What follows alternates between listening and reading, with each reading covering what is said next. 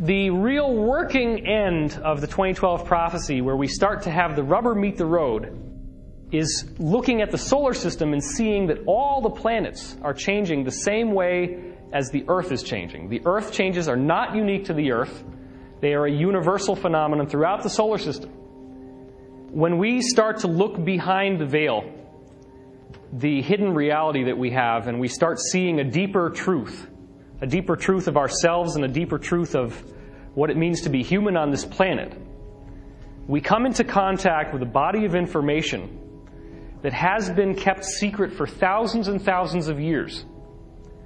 And the reason why is that with this information comes the potential for what is called apotheosis. Apotheosis means human becomes God. The people who are in power believe themselves to be gods.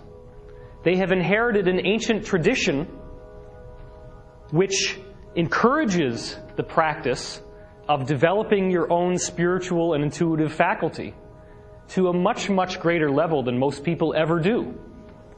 And they have a variety of practices, very distinct practices, which are engineered to awaken your psychic center. In my previous video, which most of you have seen, 2012 Enigma, I show you visual evidence of the pineal gland symbolism in the pine cone. And I show you that symbolism all over the world, in all different traditions, Babylonian traditions, even in the Vatican. The largest statue in the square, which is called the Court of the Pine Cone, it's huge. It dwarfs the size of a human being. Why would you put a pine cone on a big statue? Why did Jesus say in the Bible, "If thine eye be single, then thy body will be full of light"? If your eye is single, what does he mean by that? Does that mean that if somebody pokes your eye out that you're going to suddenly start glowing? No. Now, there is a whole religious conspiracy going on that says that Jesus never existed, that it was all a bunch of extrapolations based on various historical figures, then consolidated into what we now call the New Testament. And I would propose that it is impossible for such an outrageously enduring legend that so many people followed with such passion to have been concocted by some sort of mishmash of lesser spiritual figures who were all consolidated together. I do believe that these events happened. I do believe they've also been greatly misunderstood. When you see the greater reality that I am going to share with you in this presentation, you come to an understanding that your DNA did not randomly evolve on this planet. Your DNA is an energy pattern that exists throughout the entire cosmos. And that energy pattern is a wave. The ancients built the Great Pyramid as a focalizing device to harness that energy. I am proposing that the energy that makes your DNA takes natural materials that are all around, just molecules and atoms in space. It takes those atoms and molecules and it intelligently arranges them together to form the DNA molecule. Now, if that is true, then it means that everyone here in this room is created by an intelligent energy field. The center of the Milky Way galaxy is also a torsion field generator.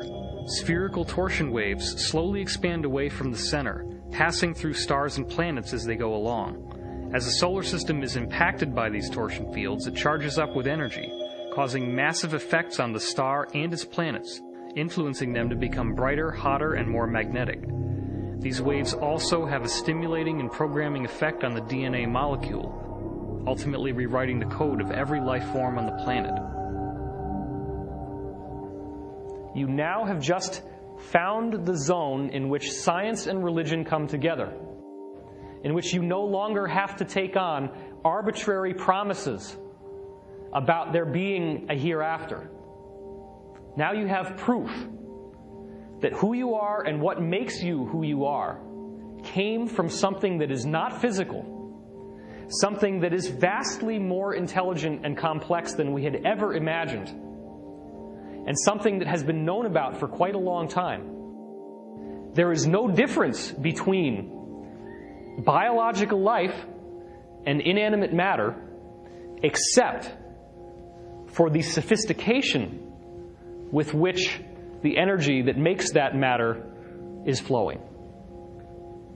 The rocks that make the pyramid are made of the same stuff that spirals in to make your DNA.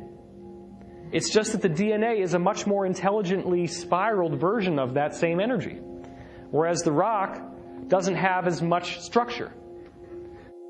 But the pyramid uses calcium carbonate, CaCO3. The basic matrix of limestone is quartz. And quartz is a crystal, so it has crystalline properties, which means as you get more and more crystallized in terms of a mineral, you're getting closer and closer to what becomes biological life than you had before. So a crystal is a very important conduit between the world of life as we know it and the world of the inanimate matter as we know it. That's an important point. Because what you have in the Great Pyramid is a device that harnesses this energy by a very simple process. You are going to see evidence in this presentation that demonstrates conclusively that the energy itself that makes physical matter has a fluid-like quality. It behaves as if it were a fluid. And with that fluid-like quality comes all of the basic behaviors that you get with fluids in movement, which would include a funnel. It's a very simple concept. If you have water that's pouring into a funnel, where's the fastest speed in the funnel going to be? Right at the bottom, right? That's where it's spinning the fastest. And the funnel is obviously going to take all that water and it's going to create a current through the funnel. So if every single calcium carbonate crystal inside the Great Pyramid is taking in this fluid-like energy and it's flowing through, now again, the flow is not happening in 3 dimensions of space. It's happening in 3 other dimensions, which is the time field. Okay, that's where things start to get complicated. If you want to find your higher dimensions, you look in time. Einstein assumed time was 1-dimensional. It's not. Time is 3-dimensional. That means you can go forwards, backwards, and sideways in time. And that gives us a really wonderful benefit, because that means we can see stuff that hasn't happened yet. We can see potential realities. One of the weirdest aspects of esoteric teaching is the concept that when you see a future event, you are seeing a probable future event. You are not seeing the future. There is a very important difference, because anything that you think might be happening in the future doesn't need to happen if you don't want it to happen. There are all these movies coming out about 2012 and about extraterrestrial intelligence, and they're all saying doom and fear and disaster and cataclysm is going to come to the earth. If the universe is powerful enough to create the DNA molecule intelligently from a wave, if there is that much sophistication, as you're going to see here, that life itself is divinely inspired, then why in the world would that same divine force that has intelligently brought us into being spontaneously decide to just have the sun belch off a big fireball and kill the whole planet? It doesn't make any sense. It doesn't make any sense that if there are ETs out there, that they would just be standing by and waiting for the planet to blow up, and that they're not going to do anything. So here's the riddle. If our DNA is intelligently structured by a wave, what does that say about the human body? Is this the only planet that a human body would form? Or is the human body a design whose purpose is to express consciousness on a planet like the Earth. And if that were true, then what does that say about human beings that could be visiting us right now? I got news for you. I met Sergeant Clifford Stone in person. Sergeant Clifford Stone is a whistleblower who worked in significantly classified top-secret projects for our military and government. And his job, when he was called away from his normal duties in the military, was to visit sites where UFOs crashed. Now, 80% of the public believes that UFOs exist. It's no longer a myth, and it's no longer something that can be laughed at. It must be taken seriously, because anybody at this point who refuses to believe that UFOs exist is deluding themselves, because there is an overwhelming preponderance of evidence to suggest that they do. If even one photograph is not swamp gas, then we're not alone. Everything that you think you know about what ETs look like from movies is almost entirely a lie. There are no aliens. There are family members that look just like us. In fact, the farthest divergence you ever get from a human form is the typical gray physiology. The big head, the black eyes, the little nose, little mouth, tapered jaw. Nothing like my face. I have no relationship to that face.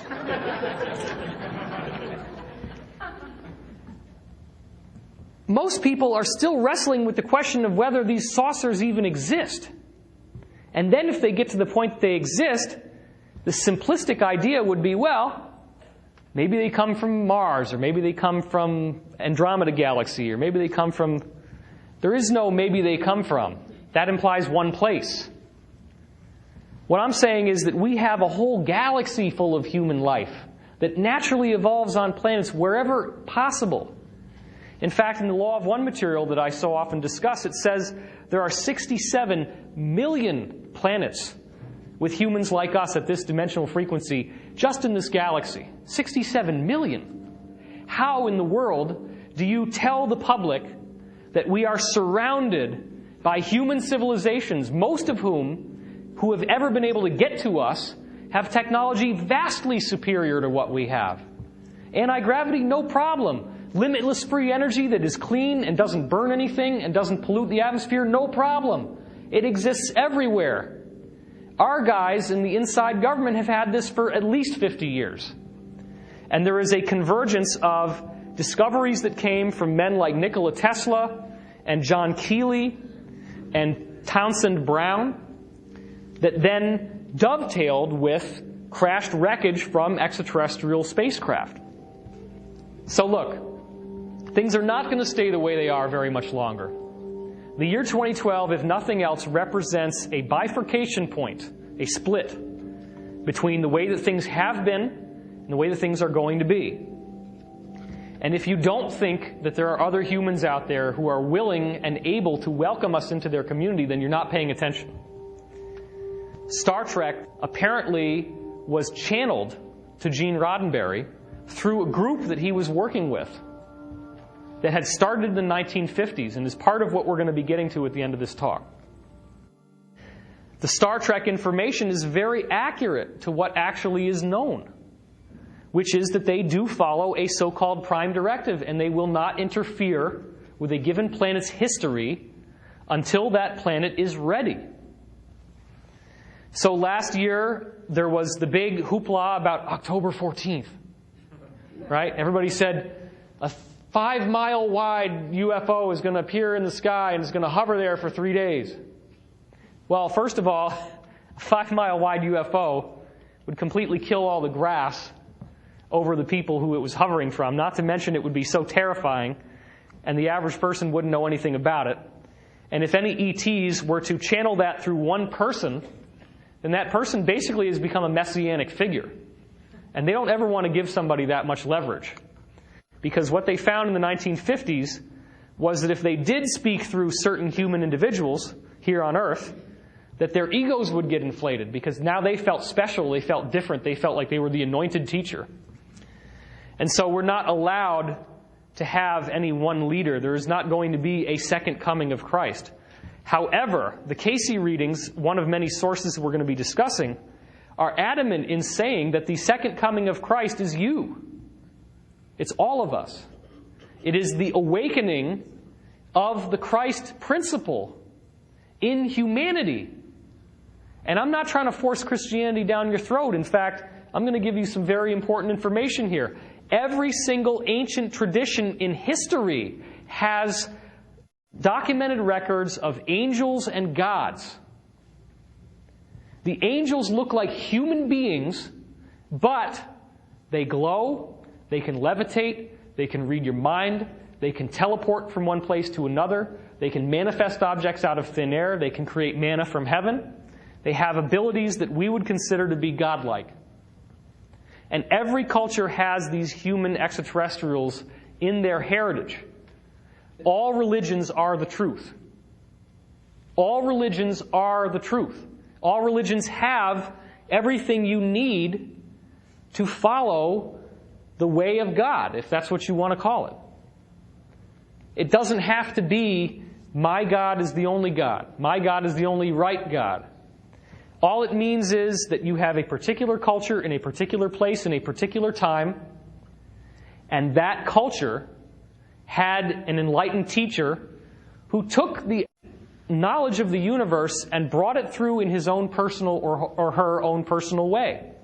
Because in fact, in ancient Greece, the prophets were not men, they were women. Every woman who was a prophet was named Sibyl.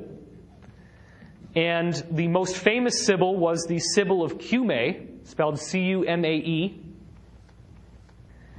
And she had a prophecy that came true regarding the coming of Jesus. In the Greek and in the Roman Empire, the women with the gift of prophecy were known as Sibyls, but none were as well known as the Sibyl of Cumae. She dwelled in a cave with multiple entrances and wrote her prophecies down on oak leaves. In the event that no one came to pick them up, they simply blew away. The Sibylline prophecy is widely respected as one of the harbingers of Jesus' arrival, but that was one of many things. The prophecy book was so accurate that in the Roman government, that was considered the highest treasure they had.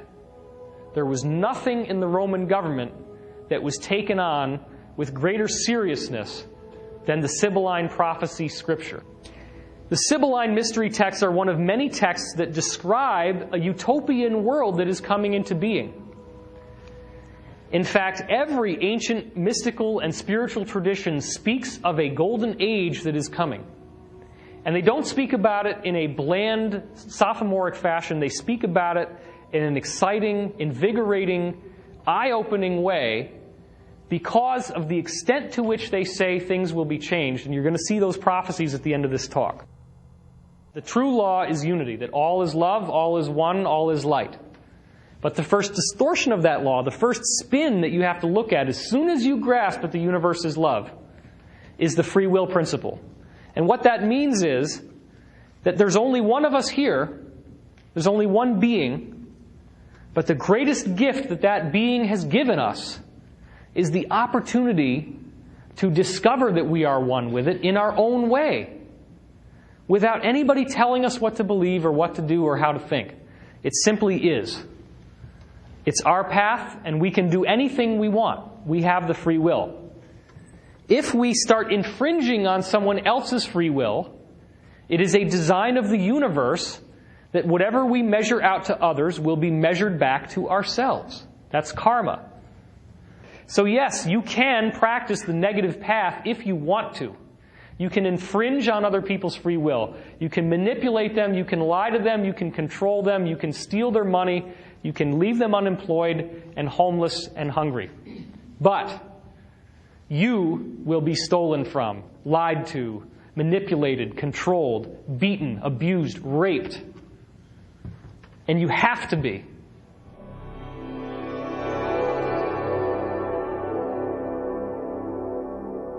The Mayan calendar is the primary vessel through which we have speculation that the year 2012 might be different than other years. That's the primary vessel that we have.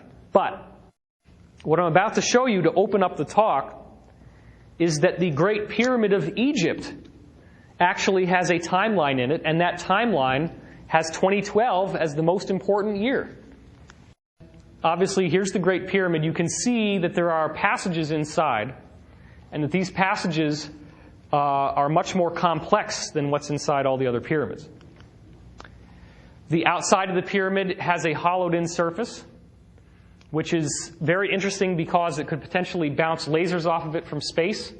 Originally, the pyramid was covered in white limestone casing stones, which were so smoothly polished that it looked like it was pure marble sculpture. Reflective marble with a perfectly flat face. This was not an object built by human beings on this planet with the technology that they had available at the time. Not at all. When the Great Pyramid of Giza was first built, it was covered with white limestone that was so highly polished it would shine like a mirror in the daytime. Over thousands of years, the pyramid degraded. The casing stones were dislodged by earthquakes and were eventually hauled off to build mosques in Cairo. The pyramid we know today has a flat top, which makes it a six-sided object. In Egyptian numerology, 6 is the number of imperfection. When the capstone is returned, the pyramid becomes a 5-sided object, which symbolizes divine initiation and the transformation of the world into a golden age. In this photograph, you can actually see that line of how precisely this thing was built, that it actually has that slight indentation going up the side. I want you to pay special attention to what are called the scored lines right here, because what we have is the fixation of a timeline.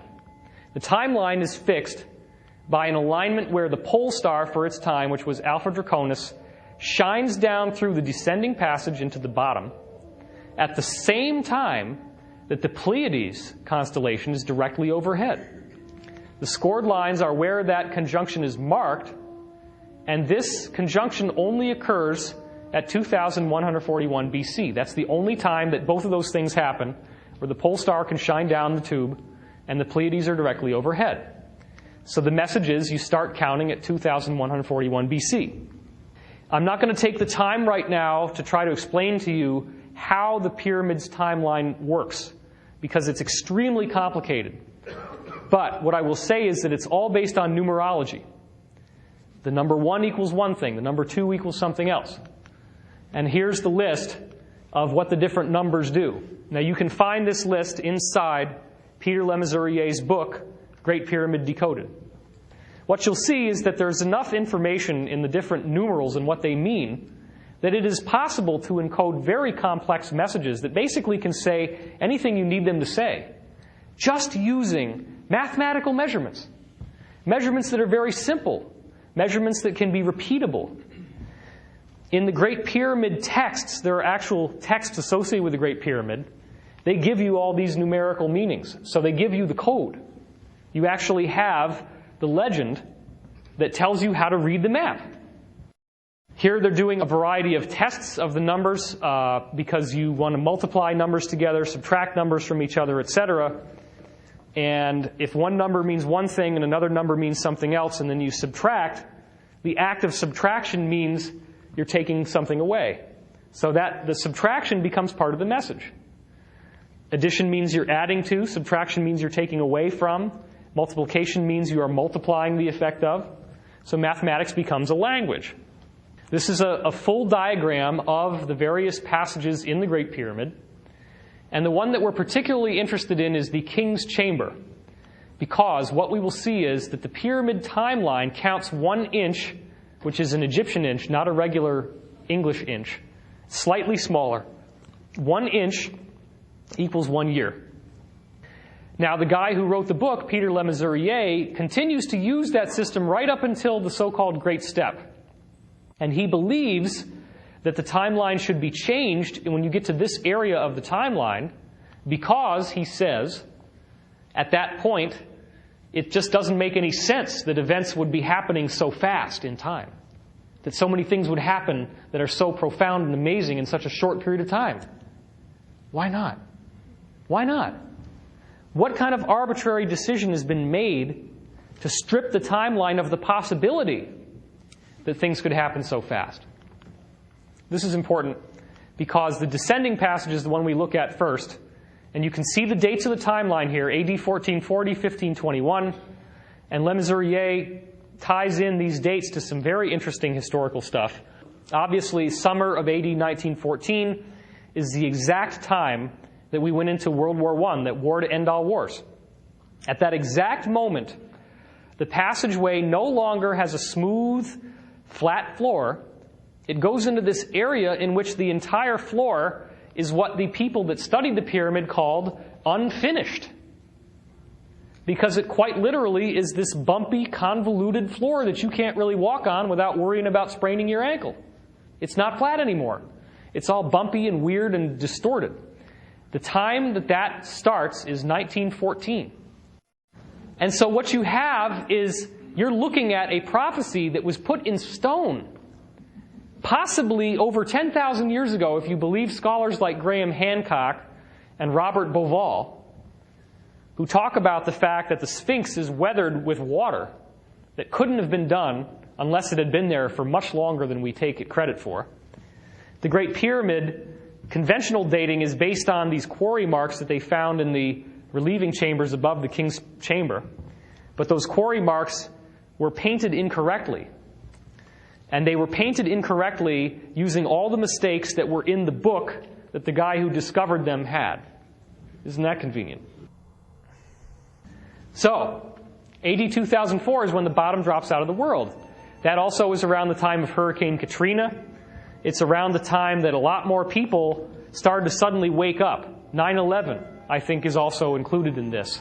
I think 9/11 is the immediate precursor to what this pit is. And the pit also just represents the widespread understanding that there is great harm being done in the government and in the world.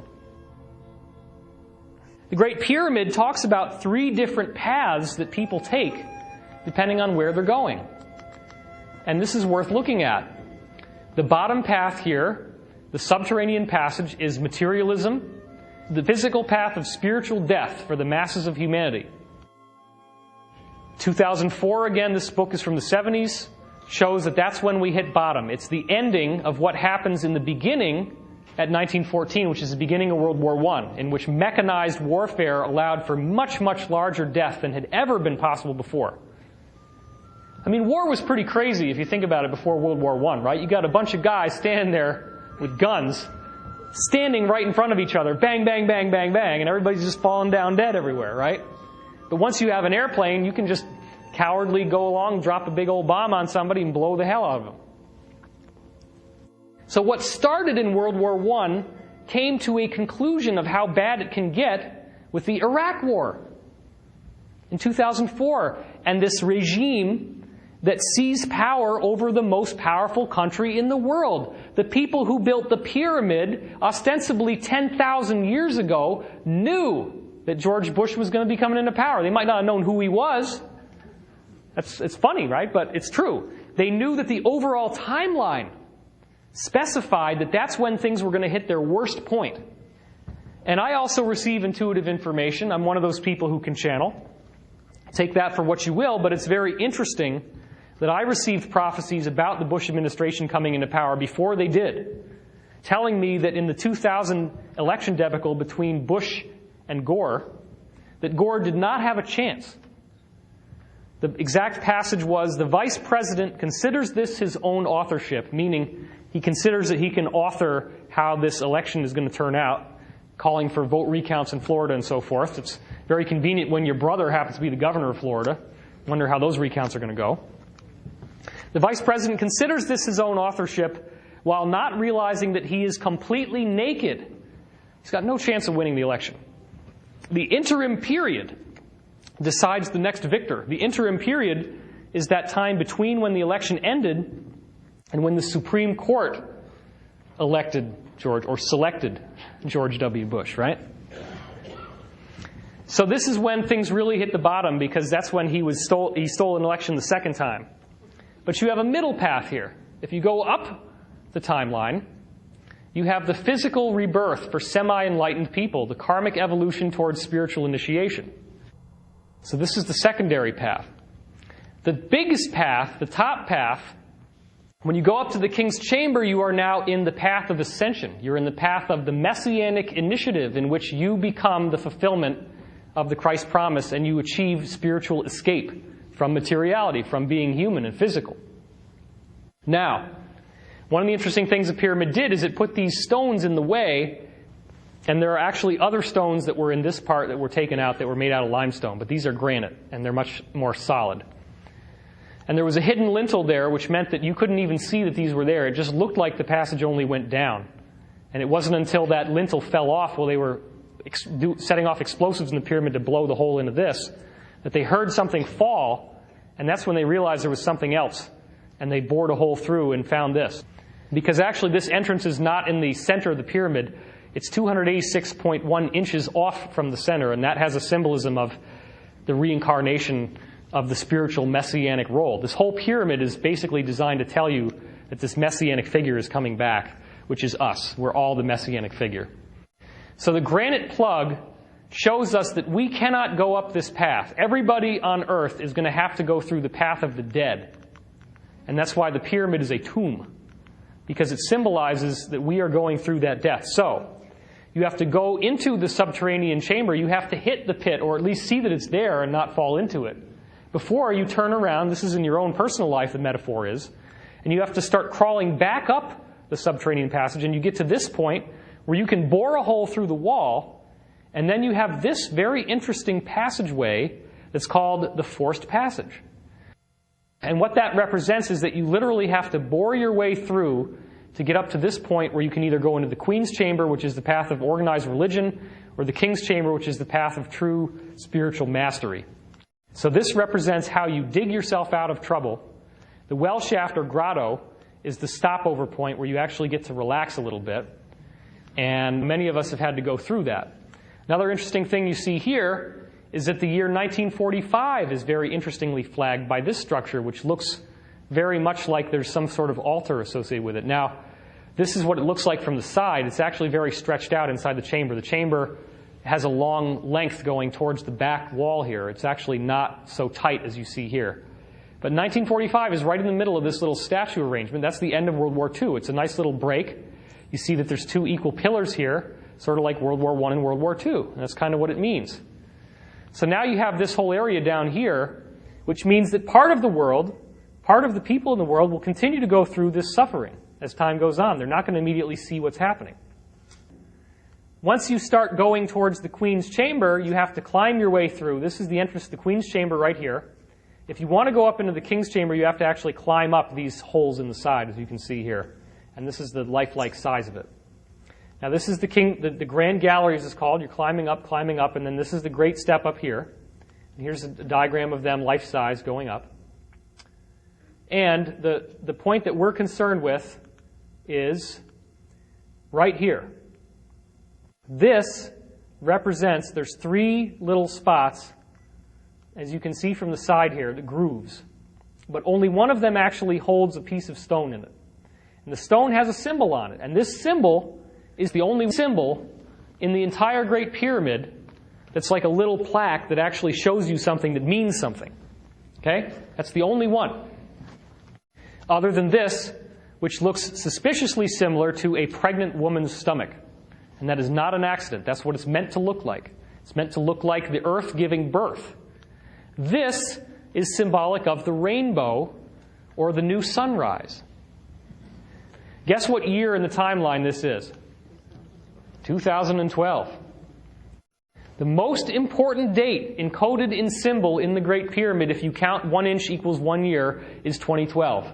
And it is encoded in this symbol, which represents the dawning of a new age, the sunrise, the rainbow, the fulfillment of the promise, because the rainbow is the bursting forth of color and light and love and majesty to the world that it had not been in before. The stone symbolizes trials that we have to go through, energetic walls that we have to pass through along the way. Now, what I want to point out here here's where he actually talks about this and says, if you don't change the dating from 1 inch per year, the first Messianic Advent, where you just saw the symbol, is 2012. The second is the year 2030. The third is 2057, and the fourth is 2084. Now, what's 84 minus 12? 72. What does 72 mean? Who knows the answer? Bueller? Bueller? There are 72 years that it takes for the Earth to move through 1 degree of the precession of the equinoxes, which is a 25,920-year cycle that represents the end of the age. So it's interesting that if it takes 72 years to go through 1 degree, that the pyramid is describing a 72-year transitional process in which not only is 2012 important, but once we get through 2012, the next date that we're going to look at is 2030. And then we're going to look at 2057. So we're only going to have to wait another, 18 years after 2012 before we get to 2030. That's pretty cool. 2012 is predicted as the year in which whatever the second coming of Christ is supposed to be will happen. Now, isn't it interesting that if you take the Pyramid of the Sun in Teotihuacan, and you take the Great Pyramid, that the square footage, the actual perimeter of the pyramid is exactly the same. The Pyramid of the Sun in Mexico, the Great Pyramid in Egypt. You have the Atlantic Ocean separating these cultures, which most people would say are completely different. But they both build pyramids. And they both have a calendar. The Egyptian calendar happens to be a lot more complex to understand because it's this whole timeline thing in a big pyramid. But they both have a calendar that flags the year 2012. Now, do you honestly think that that means we can just blow this thing off and it doesn't mean anything? Now we have the proof that both cultures on both sides of the Atlantic say that 2012 is going to be something spectacular.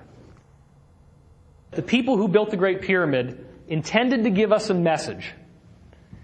And it takes a solving of a mystery to figure out what the message is. You don't just get the answer spoon-fed to you like a little baby.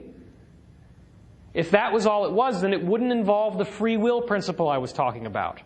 The free will principle is what allows us to have something to strive for. The free will principle is what makes us have to search for the information.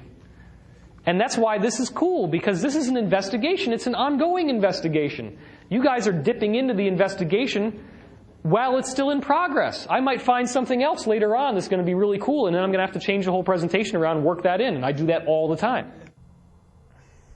The interesting aspect of how I fit in, for those of you who haven't seen this before, is that there is a remarkable similarity between myself and the historical figure Edgar Cayce, who was a 20th century mystic and psychic, who could be given someone's name and address, and through nothing else but that information, he was able to give their medical problems and a treatment without knowing anything about them. All he knows is their name and address, and they sit down in their house, thousands of miles away, potentially. He sits down, he goes into a trance, he starts speaking, he doesn't remember anything that he says, and when he wakes up, the guy who wrote it down says, "Oh my gosh, this is amazing because, we found out that this person has leukemia, and you said they have leukemia in your reading," and this was done over 14,000 times. So what you see here is a comparison between Cayce's astrology on the inside and my astrology on the outside. And what you see here is Sun over Sun, Venus over Venus, Mars over Mars, Moon over Moon. There's all these correlations between the planets. Superficially, they're in the same sign. You can see that the probability just of hitting the same sign, Pisces, Taurus, Capricorn, year of the ox, the same year of the Chinese zodiac, 1 out of 12, and the moon in the same degree, 1 out of 360.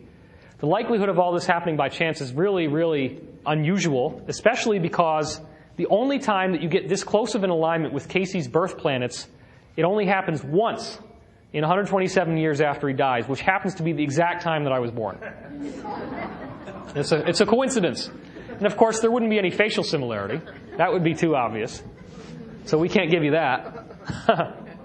You guys have probably seen this before, most of you, but obviously there's a tremendous facial similarity. You can see An extraordinary likeness. In fact, many people have said it's like the same guy, just put on a hat. And in Zurich, somebody actually gave me a bowler hat, and I recreated the famous slack-jawed pose. So, okay, 2012. Now you know that the Great Pyramid is talking about it. Now you know that the Mayan calendar is talking about it. You also may know that the zodiac has ages. The age of Aquarius, right? When does the age of Aquarius come in? 2012. And that's been calculated based on constellations in the sky by mainstream astronomers. So now you have a third correlation. Ages of the zodiac, the Great Pyramid timeline, and the end of the Mayan calendar all say the age of Aquarius, the shift of the ages, 2012, buckle your seatbelt. Something's going to happen. Something very cool and wonderful is going to happen. If you're scared, it's because you haven't solved the mystery. You don't even know that it's a mystery. The fear is what gets you looking for something that will make you not scared. Is this another ordinary time in history? Is there any scientific credibility to the idea that this is not just another year, but that there's something going on? Well, first of all, we're learning more and more about the idea that we are not alone in the universe. The most recent disclosures from mainstream media, this is February of this year, said that there could be 100 billion Earth-like planets in our galaxy alone. Scientists are changing their tune. They're not talking the way they used to talk anymore. Remember in the old days where they're like, and I say old days, I mean only, 5 years ago? Well, we don't know if any other star has a planet around it. Maybe they got big gas giants like Jupiter, but we don't really know. Well, now we've had so many advances in looking at the planets with telescopes and such that we know that there are planets everywhere, that most stars do have planets. And now they're calculating that there could be 100 billion planets like the Earth. So that becomes a lot easier to conceptualize the idea that there's extraterrestrial life. The galaxy may be full of Earths and alien life. This is CNN.com. Here's another 100 billion Earth-like planets in the galaxy alone. Here's another recent discovery that's very interesting. All blue-eyed people can be traced back to one ancestor who lived 10,000 years ago near the Black Sea. Guess what, guys? The white skin, the white people, if you will, are the most recent extraterrestrial DNA to come to the planet. Not the only, because hardly anybody on this planet is indigenous human, according to the traditions that we've encountered. But the most recent ET influx is white-skinned people. Everybody with blue eyes can be traced back to one single ancestor. Now, the Casey reading said that Edgar, in his past life in Atlantis, was known as Ra-Ta, that he was the guy who helped design and build the Great Pyramid with the cooperation of an extraterrestrial group called Ra, and that the reason why he was able to do all these magical things like channeling and being able to find out where to build the pyramid and being able to hear the words was that he was a hybrid. His mother was impregnated by a human extraterrestrial that had white skin. They'd never seen white-skinned people on Earth before. So, Edgar Casey's past life as Ra-Ta, it says in the readings, is very controversial, was the first white man on Earth. And if that was my past life, then that means I'm your daddy. I'm your daddy. Thank you very much.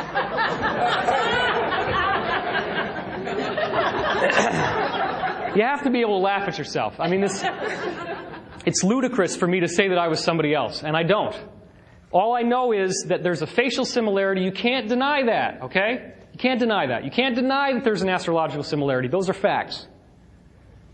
You can't deny that I also have done readings like he did, and you can't deny that I put readings online that predicted events that happened in the future that actually came true. Okay? And the Casey readings did predict that he would come back, and they said that he would be more like Ra-Ta than he was like Edgar. And Ra-Ta created a hall of records in which all the knowledge of Atlantis was put together for future races to use, for future people on Earth to use. The hall of records is accessed telepathically. And so what I've been doing is basically downloading the information from the hall of records that I knew back then and putting it together, and that's why we have information that's unlike anything else that you've seen, because it's all remembering. So the most powerful people in the world took the teachings that Edgar's past life as Rata helped to create and contorted it into a negative purpose. And so not only am I the daddy of all the white people, I'm also the father of the Illuminati. Yeah, that's really nice. Thanks for that, karma. The Illuminati have a tradition about a great prophet who they said was killed for his beliefs, and that he's the founder of all their spiritual teaching. And that legend that they teach in the very high levels of the Illuminati is identical to the Rata story. Okay? And they apparently inherited a prophecy that said that he was going to come back and help usher in a golden age, which they call the New World Order. Novus Ordo Seclorum. It's on the bottom. And that what they did is they inherited a positive prophecy about one of what the Casey reading said would be a team of liberators who would help change the planet. A team, not one person. All this stuff about one guy coming in and doing all this stuff is not true. The Great Pyramid speaks of Jesus coming in and speaks of him in very positive terms, but it also says this is a universal event for humanity's entire history. So it's not just about one religion, it's about something that benefits everyone. This time that we're in is a time of change, and it's a time in which we all get to experience that change together. We're all in this together, and each one of you are one of those liberators. If you're watching this video on the internet, or if you're in this room with me right now actually seeing this live, you are one of those people who has been charged with a responsibility to share what you know with the people. And yes, just like has happened to me, somebody is going to call you the Antichrist. It happened to you, apparently. Somebody is going to call you a Messiah. And that's not true either, because we're all here together to work on this stuff. There is no one savior figure, per se. Can I get an amen on that? All right. Look, the purpose is for us to come together and to find commonality between us. So, the real working end of the 2012 prophecy, where we start to have the rubber meet the road, is looking at the solar system and seeing that all the planets are changing the same way as the Earth is changing. The Earth changes are not unique to the Earth. They are a universal phenomenon throughout the solar system. That's called interplanetary climate change. That's one of the things we're going to be talking about.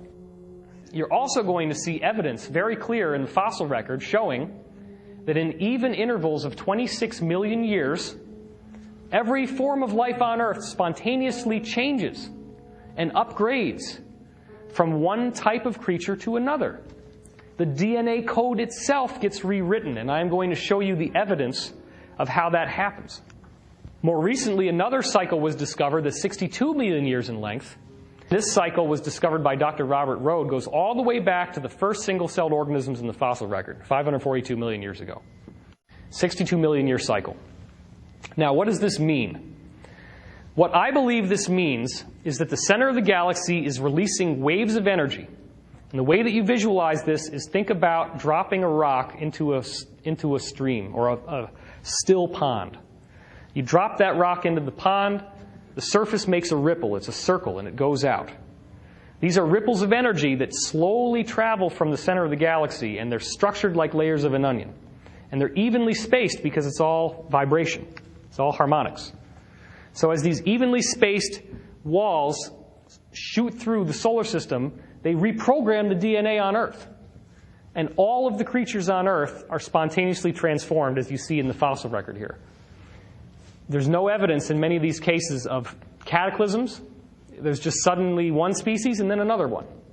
And there's no transition. You have shellfish, like a clam, and then the skeleton's on the outside and the body's on the inside, and then what happened? That flesh is on the outside, skeleton's on the inside. There's no halfway creature where the flesh is halfway in and halfway out. You go from shellfish to bony fish, bang, just like that. It was spontaneously changed. And there are many, many of these dropped things in the fossil record where you can't see the difference. So, in order to understand 2012 and to make sense of these prophecies, what we really need to do is look back to the past, as we've already started, and get a sense of what was the technology of Atlantis, because I want to present to you the possibility that a technology doesn't necessarily involve machines with electrical circuits and gears and moving parts. A pyramid can be a technology. It can be a technology that operates as a machine just by sitting there, and as I said earlier, acting as a funnel for this fluid-like energy that makes all of matter as we know it.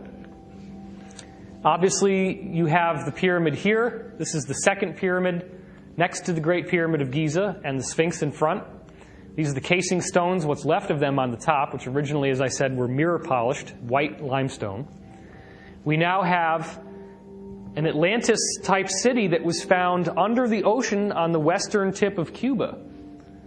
And this was covered in the media briefly, but then the story was squelched. This is the actual side-scan sonar photographs of what was originally discovered. This was two scientists, Paulina Zalitsky and Paul Weinsweig, who had been given a charter by the Cuban government to conduct side-scan sonar readings of the seafloor around Cuba, hoping to find sunken Spanish galleons with gold on them and treasure. And they promised that they would give the Cuban government a share of the profit. So that seems like a pretty good deal. You just give somebody permission to do these readings, and then lo and behold, if they find something, you get to make money. Now, the problem was that what they found was not treasure. It was much more valuable than just gold coins. It was actually pyramids and sphinxes and roads and buildings. Now, a three-dimensional reconstruction of what you see from the top down here has been built. So what you see here is the ruined platforms of giant buildings that are now a half a mile under the ocean. And we know, based on geology, that these structures could not have been above sea level any time earlier than 10,000 years ago. They're at least 10,000 years old, minimum. We know this is true. This should be the smoking gun of Atlantis. There was a contract made with National Geographic. This was all supposed to be released in the summer of 2003, but it got squelched. It never came out in the open, unfortunately. Here's Paulina Zalitsky in front of inscriptions that she found in the caves in Cuba that are very, very similar to what she saw in the Atlantean ruins that she was looking at with a submersible submarine that has a little camera in it. She actually saw inscriptions just like this. Now, these are the descriptions of those energy fields in the solar system. Remember I was telling you the galaxy gives off these rippling waves of energy and they come through the solar system? Well, the Atlanteans knew about that and they were drawing it. And so what you see is planets here with their ripples on it, and then that's the sun. Or that could be the galaxy. We're not really sure. She also found these inscriptions in the caves of Cuba, which would have just been the highland mountains of Atlantis. And these are identical to inscriptions that were found on the stones underneath the water. Now, this is the closest that she's ever come to actually showing us one of the pyramids. This is from actual footage that was taken from her submarine. It's the only picture that has ever been released to the public showing one of her pyramids. You can look at it up close and get a glimpse of what actually is a blunted top. It does not go in a straight line. Well, there is another example of that, and that's the bent pyramid of Dahshur in Egypt. And so what we're seeing is very, very similar structure. Now, this is an enormous, enormous pyramid under the ocean in Cuba. So, anybody that tells you that Atlantis is full of crap, I just gave you photographic proof that it exists. So that argument has been shot. We know for a fact that pyramid could not have been above sea level unless it was at least 10,000 years old. At least. Given that information, what the heck did they know, and why did they build these things everywhere they possibly could?